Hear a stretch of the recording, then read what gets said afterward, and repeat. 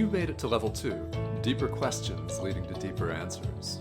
I'm Tomas Garza, and I'm here to help you decide to transform. I'll be setting the pace for the process to support your unfolding. Learn and commit to a practice that brings simplicity and an awareness of what is ready to be released. Join me now and allow the experience of a deeper sense of love.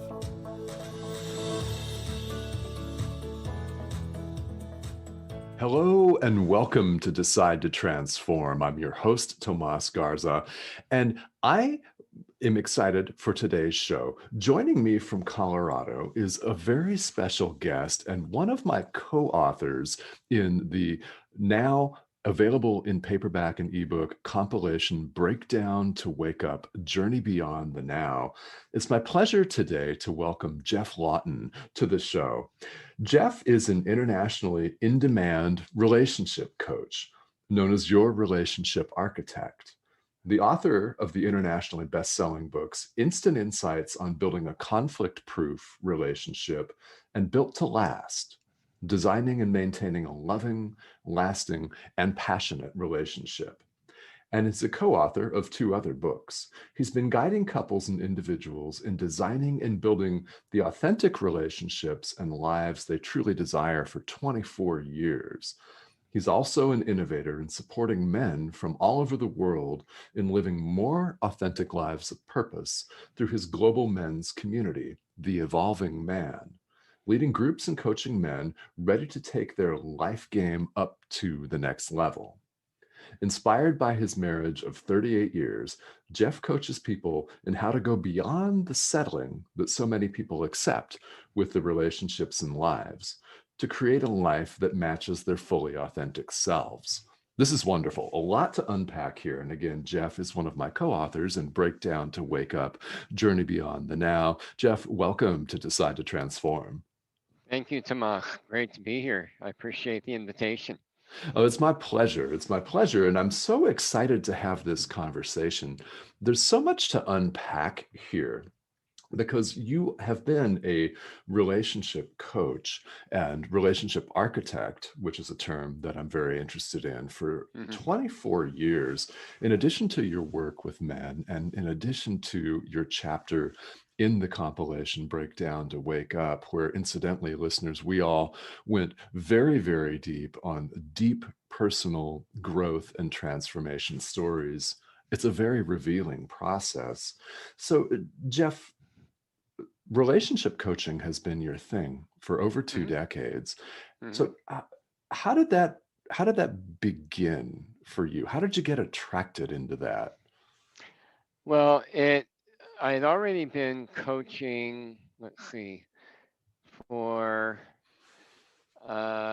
probably about 5, 6 years after leaving a corporate career.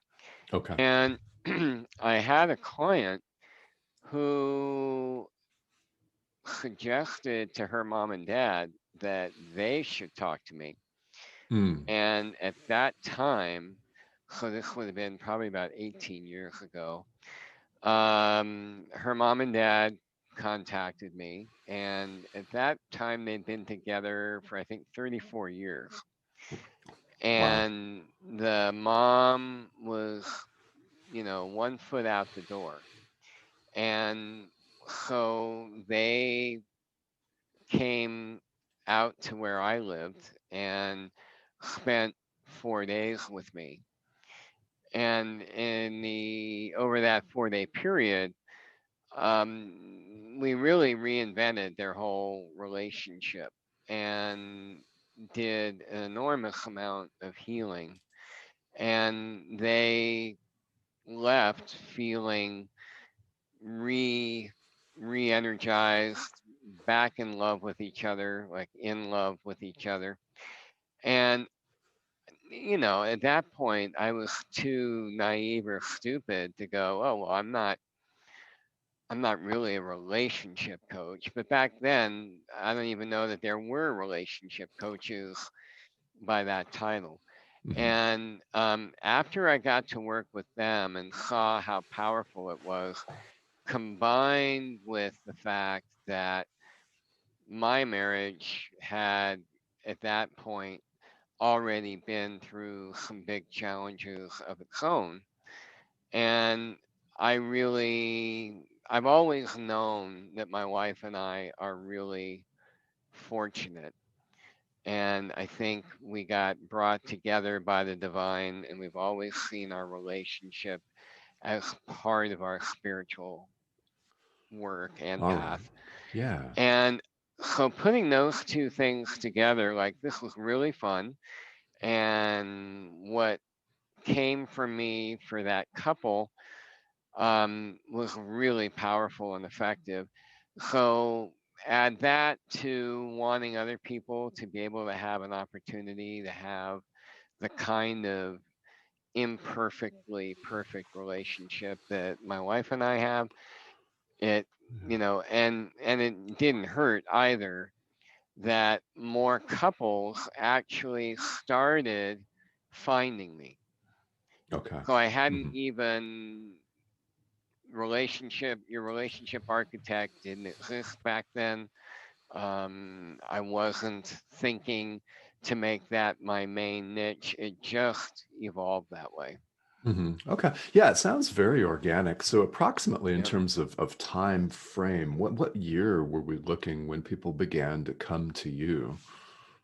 Well, for relationship work, it would have been probably about 2004. Okay. All right. And I started coaching in 1996. So Okay. Yeah. little gap where I was doing general life coaching, and then the relationship thing just and I also still do non-relationship coaching, hmm but the relationship work is in addition to the men's work. That's my favorite stuff to do because I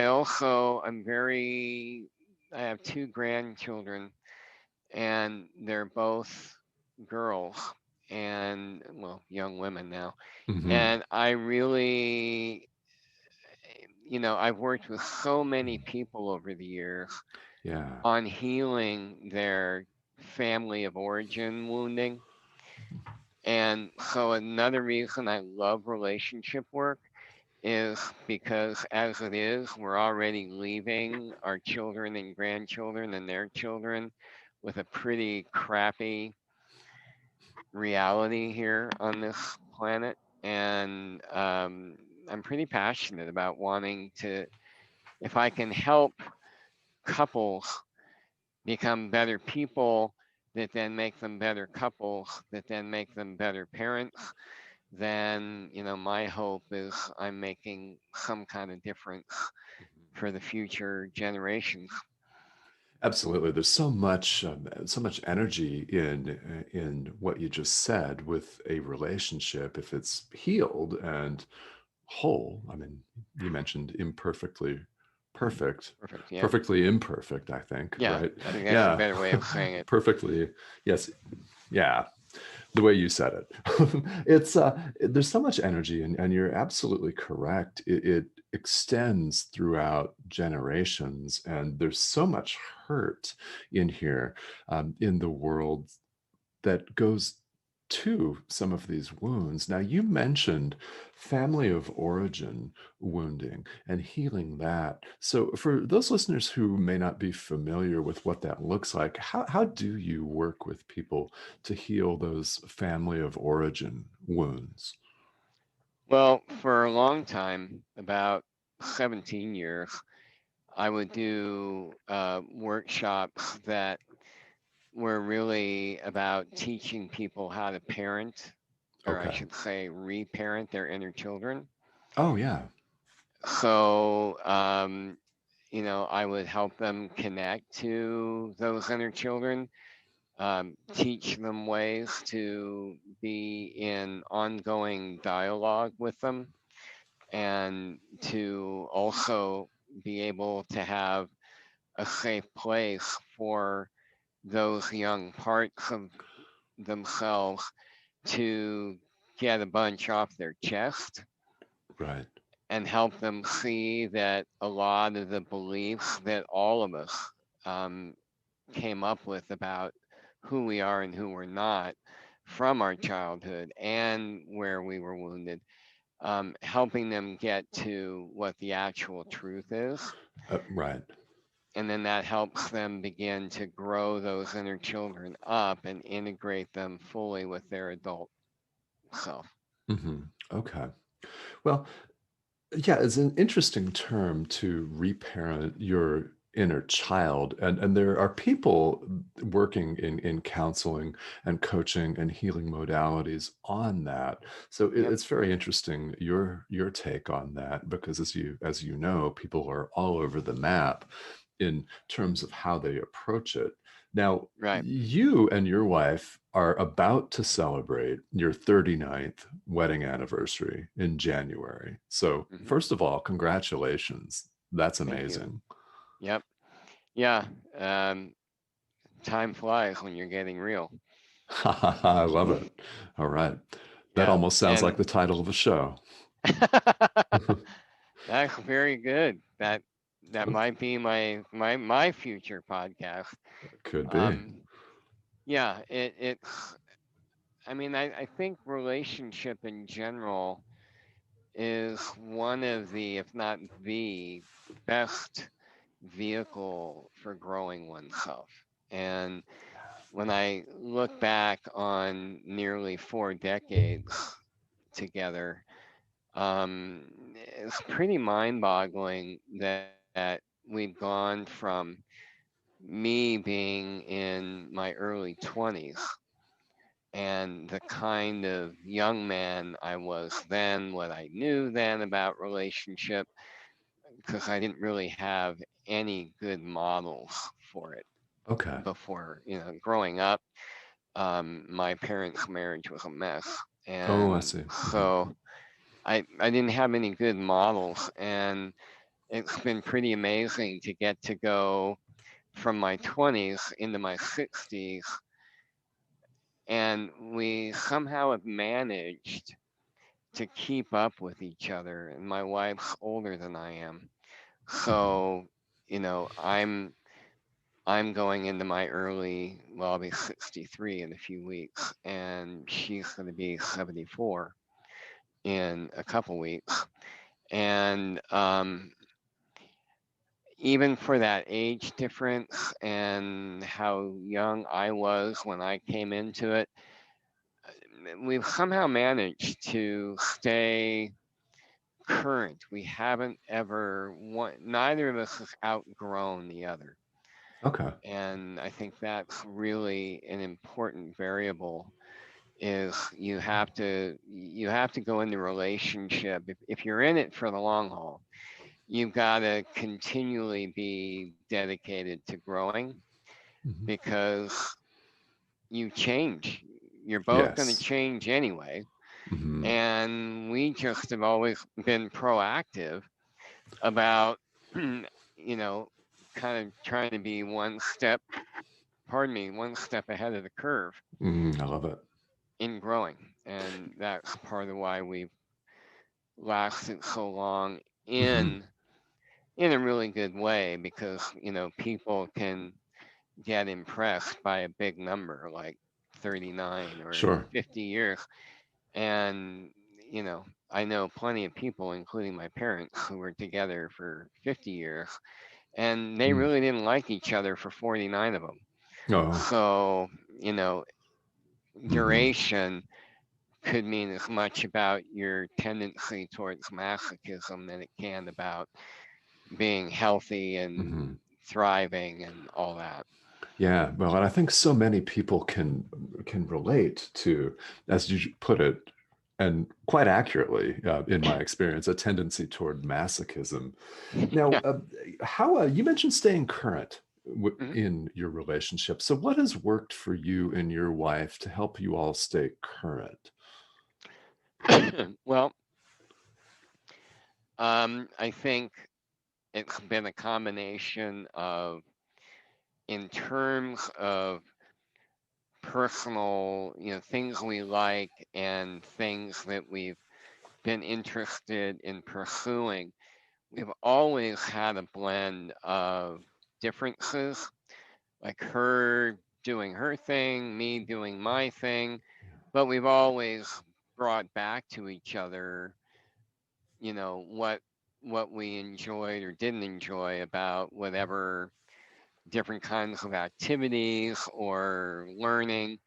Um, we both have done a lot of workshops together. When I really realized that I wanted to be on a spiritual path, like owning it, we did a lot of early exploration of different paths together. And out of that came to see that, I have a path that resonates the most for me, Mhm. and it doesn't resonate for her, Okay. but Oh, yeah. she has her own path. Mhm. So, we explore different things, share about them, and we always have made sure that we found, at least a few things at any given time that we like to learn about together. Okay. Yeah, I love that. And that's very interesting that you two have different spiritual paths. And of course, since we're all about spirituality on this Right. show, would you mind saying more about that if you'd like to? Sure.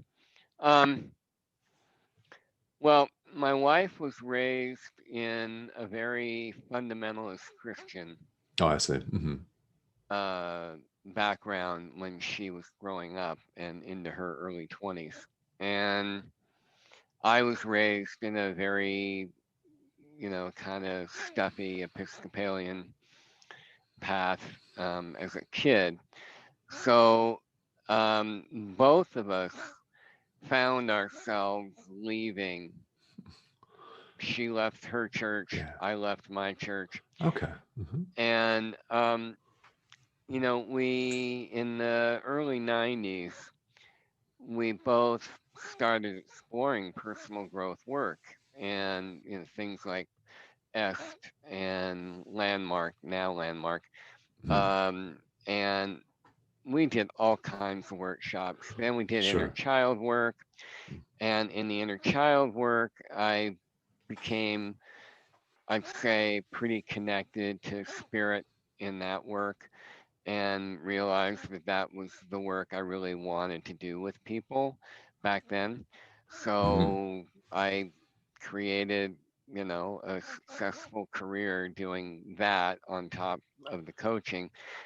And so over the course of the years, I'd say my path has really been um, a combination of the extremely metaphysical combined with a deep, deep, deep affinity for Native American spirituality. Oh, okay. Hmm. And I'd say probably from my mid 50s on, I also started really gravitating towards East Indian spirituality Okay. and Buddhism. Hmm. And this year, I actually declared myself a Buddhist, and I Oh, have a okay. teacher and a sangha that I belong to here in Fantastic. Colorado. Okay. And my wife is more, I think she has, I mean, what you grow up with, you never fully lose. So she doesn't have the fundamental bent, but I'd say Mhm. my wife is more of a traditional Christian oriented prayer and meditation, and she prays to God, and that word has a meaning to her that's a bit different than me, but they're close. Yeah. Right. So I'm Mhm. more of a mutt, and she's been more of a steady, recovering Christian. Gotcha. Okay. Yeah. Well, thank you for taking us through that. I think a lot of our Yeah. listeners can relate to that. There are a number of them who, well, of course, most of them are from the West or Western traditions, Europe, the US, and Canada Hmm. specifically, and Australia and New Zealand. So that influence. And I think a lot of people can relate to the sense of seeking and searching and finding something else and taking from different traditions like you have from Right. Indian, Native American, and now Buddhism. And yeah, it's a wonderful illustration of how if people are determined to make a relationship work, really, there's really nothing that can stand in the way of that. It's really a decision that people Well, have to it's make. definitely, yeah, I would, the only thing I'd add to that, Hmm. yes, it's a decision. That's where commitment comes in handy. Yeah, Seriously taking commitment seriously, because we definitely have had periods in our marriage where if we didn't really value commitment, we wouldn't have made it. sure. Okay. Um, Hmm. just really, really hard things that we both dealt with. Hmm. Um, but I think you have to make the choice and you have to learn the tools and distinctions around how to make it work, how you deal with conflict, how you communicate. What do you do when you're growing in different directions? Or what I run into a lot with my clients is you got one partner who's totally been growing all along, and the other one, I'm good. I don't need to grow. I don't need anything more. Right. And, that'll kill a relationship ultimately. Um, so you do have to, I always say love is not enough to Yeah. keep a relationship together or to even make it a great relationship. It's just kind of the minimum requirement. And so there are a lot of things that, you have to learn about how to do it well and how to be it well. Hmm. Yeah.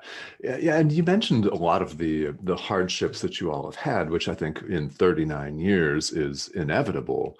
Now, when you wrote your chapter for Breakdown to Wake Up, Journey Beyond the Now, the book that I referenced at the top of the show here, would you mind telling us a little bit about what your chapter involves? Because these are all really, really profound and often heart wrenching, gut wrenching stories.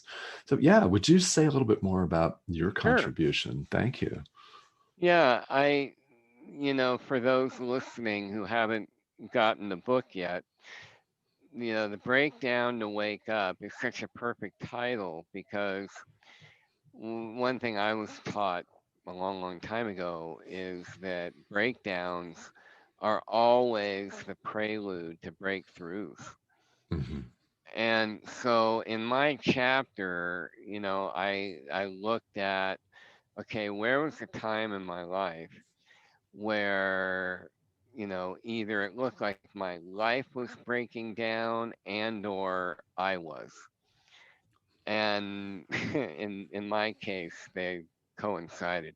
Sure. So I really wrote about two periods of my life that were about 6 years apart. And the first thing I wrote about was when I realized that if I didn't get out of my corporate life, I was probably going to die. Okay. And that's a pretty Mm. stark awareness to come to when you're in your mid 30s, which I was at the time. Sure. And so, I had a good job, which all men have been raised in our country.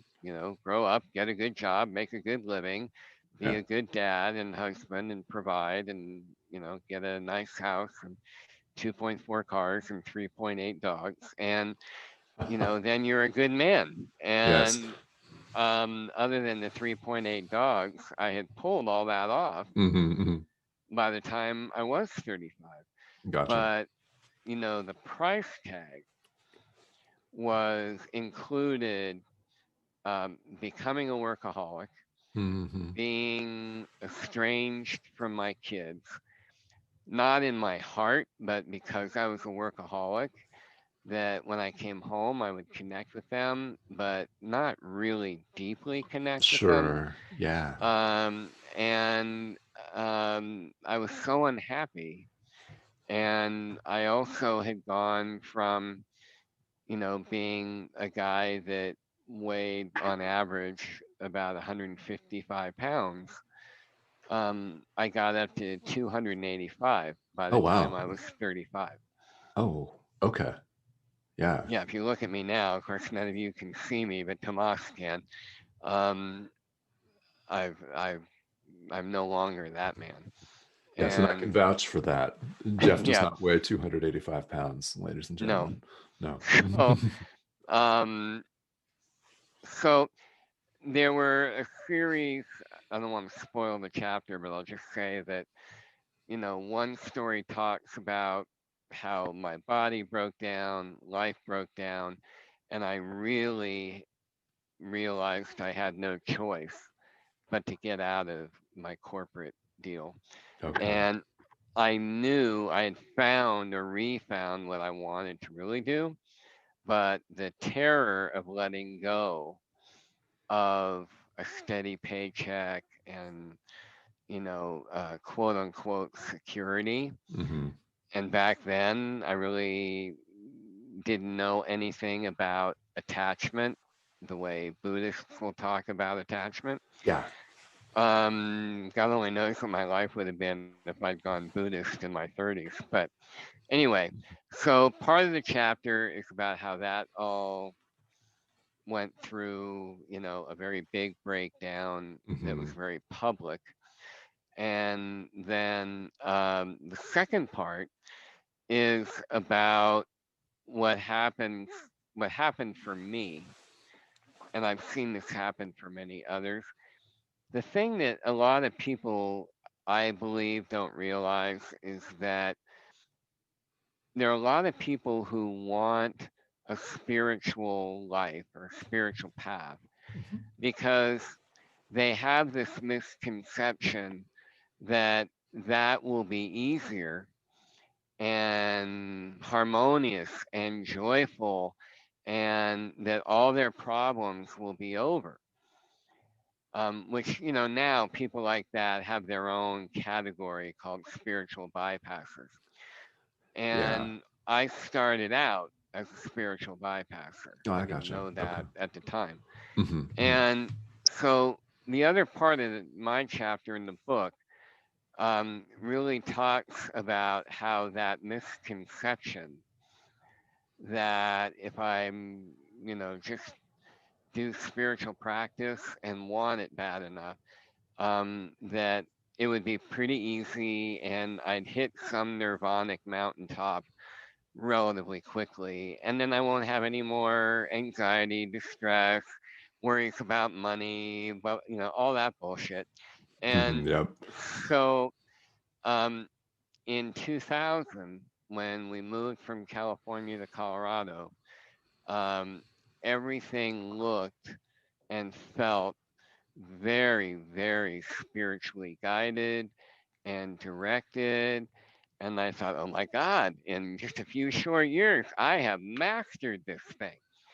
And then it all disintegrated Mhm. within a couple, 3 months. Okay. And so I share about how that happened and what I went through to get through, to wake up. Yeah. And that included a time this time of year where I was ready to leave the planet. Okay. It's like I'm out, can't do Mm. it, can't cut it. And how by the grace of the divine and a really, really dear friend of ours, um, I came out the other side. And that's Yeah. that's part of my journey. There's been other stuff since then, but Mhm. none of it has, well, that's not true. There's one part that was harder than that, but that was probably one of the top two hardest periods I've gone through so far. Sure. Yeah. And it taught me what any of us are capable of getting through, even when our Mm. egos are telling us, no, you won't.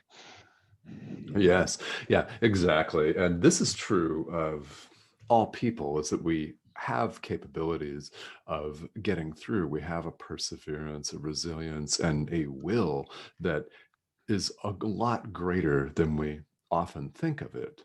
It's more and more power. And so, as Geoff, as you said, without spoiling the entire chapter, I want to invite the listeners to pick up a copy of Breakdown to Wake Up: Journey Beyond the Now. In that, you can find not only Geoff's chapter, but my own, my business partner Lisa Berry's, my friend Jocelyn Bellows, our friend Arlene Wallace, and 15 other, I think there are 15 or 16 authors from around the Mhm. world, each with a profound, and I do mean, guys, profound transformational story. Once again, the title of this compilation is Breakdown to Wake Up: Journey Beyond the Now. It's available right now in paperback and ebooks. So I highly, highly recommend it. It's very, very inspirational reading, and it's not for the faint of heart, which is No, good because this show's not for the faint of heart. hell no. Like, Uh, hell no. yeah, the faint of heart have a much bigger struggle. And when when you were saying what you Yeah. just shared, it you were talking about, there is an inherent resilience, and I think about the fact that yes, we all have a native strength and capacity for persevering, enduring. History is full of stories like that. But I'm also drawn, maybe because it's the holidays when we're recording this, that um, I have a friend who just lost a younger brother Oh. who's in his mid 30s, Mm. who struggled with substances from adolescence on, and it killed him. He wasn't able to tap into that resilience, wasn't able to tap into that strength. Um, so I share that to say that yes, we all have that.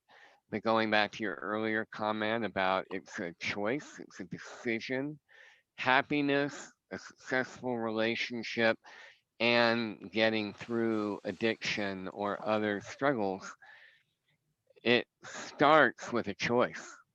Yeah. Mm. That Mhm. without that choice, don't be fooled. It can take you out and off. Yeah. Yeah. Yeah. Yeah. You're absolutely correct. It can take you out, take you off, and it starts with a choice. So once again, guys, Geoff and I highly recommend that you check this book out: Breakdown to Wake Up: Journey Beyond the Now. Now, Geoff, there's one more item that I'm very curious about that we mentioned in the intro here, and that is your work with men. There have been a number of guests and a number of requests actually coming in from listeners for more information on this topic. So I'm really excited to have a discussion about this. You're involved with a global community called the Evolving Man. So, what kind of work do you do with men specifically? Well, I think when I was a bit younger and more cavalier, I'd say I could summarize the work in the sentence, well, we help men wake the fuck up. All right. And then I realized that maybe I wasn't as awake as I wanted to think I was. So there's more humility, genuine humility in saying that what what we do and the we. I have a partner in that work named Mark Johnson, and what Okay. Mark and I do is we're helping men live authentic, spirit led lives. Okay. Yeah. So we help men get clear. first of all, um, what is actually, who are they at their most authentic? Because all of us, um, Hmm. I mean, all people, but men, we have our own flavor. We believe whatever our ego tells us that about who we are and what we can do, what we can't, what we like, what we don't. Yeah. And so the first thing we do for men, that any men who come to us, they come because they're wanting fellowship, they're wanting community, because they realize that, they've kind of been lone rangers and they're feeling lonely, Yeah. and they don't really have anywhere near enough other perspectives to even assess how screwed up am I really, or am I right where I ought to be for my age, etc. So we help them separate out their, what we call their false narrative about themselves. And Okay. this is where inner child stuff also comes in handy, because Yeah. that's all created from our childhood. Then, once they start getting their hands around who they actually are and always have been, then we help them get clear what their purpose is, their Okay. life purpose, their soul's purpose, Right. and how to start actually living that in every part of their life, more from leading from their beingness rather Hmm. than the doing. Yeah. And then we have a third level where it gets very intense and intensive, where we work with them on dramatically increasing their personal leadership and also life mastery in other areas. And that's a much more coaching intensive. So, Okay. did that answer your question It clearly? did. Yes, it did. And I have follow-ups, of course. Yeah. So this sounds like it's quite a process. So when a man seeks out your guidance, you and Mark and this Hmm. group, it sounds like it's quite a process with stages. So how long would one expect to work with you, more or Well, less? in the groups, and we also do one-on-one coaching for men. Okay. In I do relationship coaching for men. Mark does executive-oriented coaching, Oh, I gotcha. Okay. and then we both work together with men on elements of masculinity and working with masculine feminine polarity issues. Okay. But to Hmm. answer your other question, I started the community before we were the Evolving Man. I started it 13 years ago. Ah. And a lot of the men who began with me back then, they were involved for anywhere from 3 to about 8 years. And then I'd say of our current group of men, we have one guy who's been in the community for 9 years, Hmm. and Hmm. since Mark and I combined forces and created the nonprofit, the Evolving Man, we have guys that are in our entry level group. That usually is a year or two. Then when they move up to our intermediate level group, um, that can be another couple, 3 years. I Okay. mean, men are free to come and go whenever they want, Sure. Sure. but we are providing enough value, and the relationships that are getting built are creating enough value for the men that they just naturally tend to stay. Hmm. So it could be a couple years. It could be some men find out it's not for them and they're out in a few months. So it can be a long time. Okay.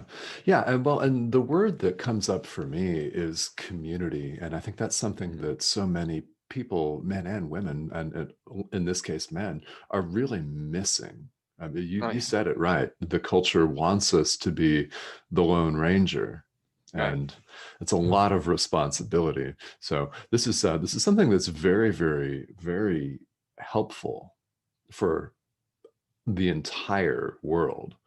This Yeah. kind of community, for sure. Well, and part of what inspired it for me, Mm. parenthetically, is I knew a lot of women that had women's groups, Yeah. Yep. and they would talk about, what they got out of having them. Right. And I didn't like men. I didn't feel at home with men. I didn't know how to talk to other men because I was raised by women. Hmm. And Hmm. I went to a men's weekend where I got to spend 2.5 days with about 80 men and saw a level of support and a level of ferocity in terms of calling bullshit on each other Oh, yes. All right. and Hmm. and loving. I mean, the love I felt in that weekend from and towards other men, that was like a whole new world, and I've never Yeah. looked back, and I've Love been it. doing it with other men ever since, and Cool. it's been 20 years.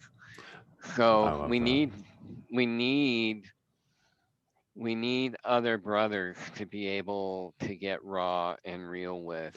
Um, Yeah. Otherwise, we buy our own bullshit. Right. Yeah, getting raw and real component, I think is really, really important. So if someone were interested in finding out more about the evolving man and working with you, how would Jeff, how would they find more information here? Well, interestingly enough, they could go to www.theevolvingman.com, All right. and then people that might want to connect around the relationship work, then that website is yourrelationshiparchitect.com. Okay. And I have a YouTube channel by that same name, Your Relationship Architect. Lots of video content up there that people can make use of. And if people want to reach out more personally, my email is Geoff, Geoff, at yourrelationshiparchitect.com or Geoff at theevolvingman.com. All right. I love this. Thank you so much. And we'll repeat this here. The work with men, the men's project is The Evolving Man. So the website is theevolvingman.com. And also, Geoff can be reached at your relationship architect, all one word.com, YouTube, the YouTube channel, Your Relationship Architect, and Geoff, Geoff, at yourrelationshiparchitect.com. So, all different ways that people can reach you. Yeah, This is wonderful. Yeah, and it's such important work for all people, for men and women. And I really thank you for taking the time today to tell us more about this and your own personal journey and the my impact pleasure. of it on you. Jeff, this has been such a pleasure here today. Well, thank you. That's for me as well. And I appreciate you inviting me and wanting to hear more. So thank you. Absolutely. No, you're most welcome. It's my pleasure. I love to give people a forum to talk about who they are and what is important to them. So, Jeff, before we wrap up, is there anything else that you would like to add for our listeners today? Hmm. Yeah. Um, you know, I don't know when this will air, but what's most top of mind that is particularly relevant to the holidays here, but it's also important year round, is this year has created so much suffering and separation and division. Yeah.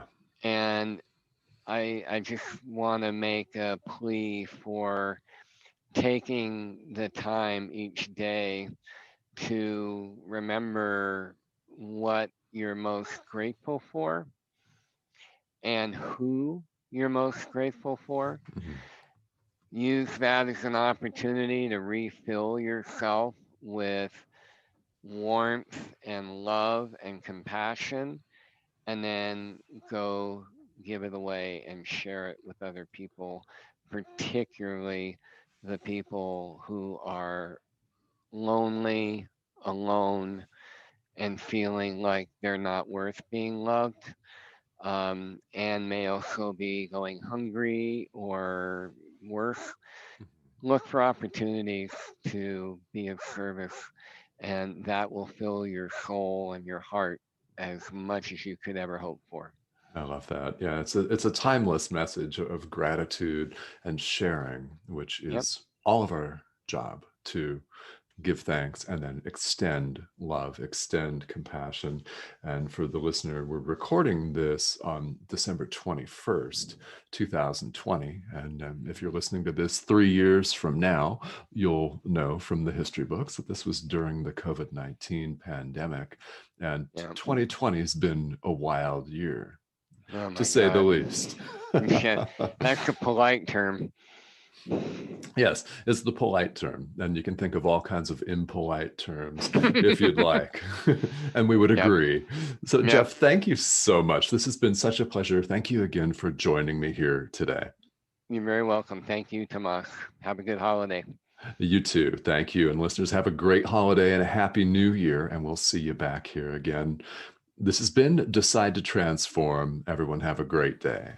Thank you for listening.